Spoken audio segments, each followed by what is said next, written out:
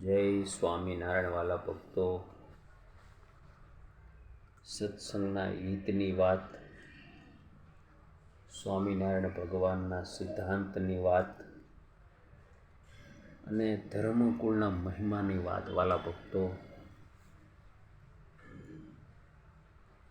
અજેન્દ્ર પ્રસાદજી મહારાજને દિવ્ય આશીર્વાદ અને નુગેન્દ્ર પ્રસાદજી મહારાજની અમૃત વાણીમાં એક વખત તમે ડૂબી જાઓ ને વાલા ભક્તો,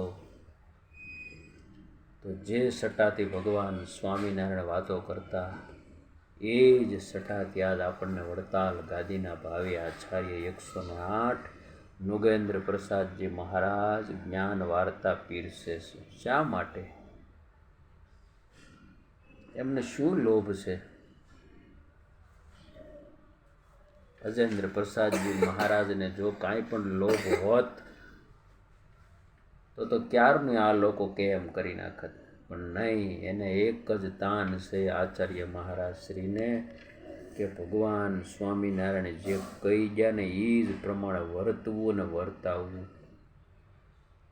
એટલે ભક્તજનો, આ બહુ દિવ્ય દ્રષ્ટિવાળી વાત છે.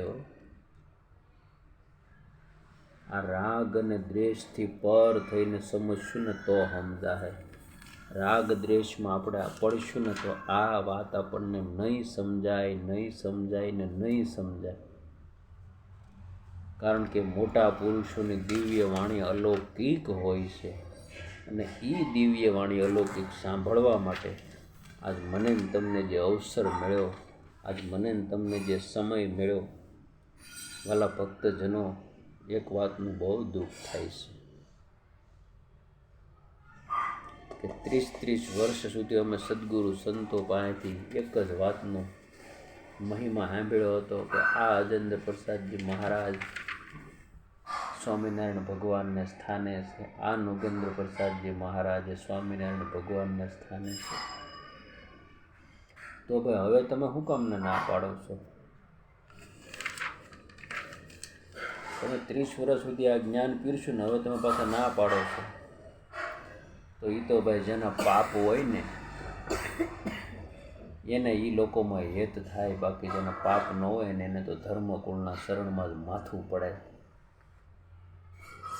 અને ધર્મકુળ માટે એક માથું નહીં પણ 1000 માથા દેવા પડે ને તો આપણે એમનું પૂર્ણતા ન પામી શકીએ. કારણ કે ભગવાન સ્વામિનારાયણે સ્થાપેલી ગાદી છે. ભગવાન સ્વામિનારાયણે સ્વયં આરતી કરેલી છે આચાર્ય મહારાજ શ્રીઓની. અને એ કલમ 5 પછી જણા થઈને ભેળા થઈને ફેરવી નાખે તો હું સત્સંગ સમાજ રાજી થાય? કદાપી ન થાય. અને સ્વામિનારાયણ ભગવાન તો ક્યારેય રાજી ન થાય. કારણ કે દુનિયામાં સ્વામિનારાયણ ભગવાનના નામે ઘણું બધું હાલે છે. તેમાં હું ભગવાન રાજી થતા હોય? નહીં. બધી ભૌતિકતાઓ આપણને દેખાય, બધી સુવિધાઓ આપણને દેખાય એટલે આપણે સુવિધાના મોહમાં પડી જાય અને સિદ્ધાંતને ભૂલી જાય. ભક્તો, બહુ સાચું કહું છું, બહુ સાચું કહું છું કે આ સ્વામિનારાયણ ભગવાન, આ લક્ષ્મીનારાયણ દેવ, આ હરિકૃષ્ણ મહારાજ, અને તમારે સ્વામિનારાયણ ભગવાનના દર્શન કરવા હોય ને તો રઘુવીર વાડીએ જાવું. વાલા ભક્તો, રઘુવીર વાડીએ જાવું તો તમને ભગવાન સ્વામિનારાયણના દર્શન થાય. કારણ કે આ સમય અને આ વાર રે બહુ જીવનો કરવો ઉધાર રે. ભગવાન કે આ સમય અને આ વારે બહુ જીવનો ઉદ્ધાર કરવો.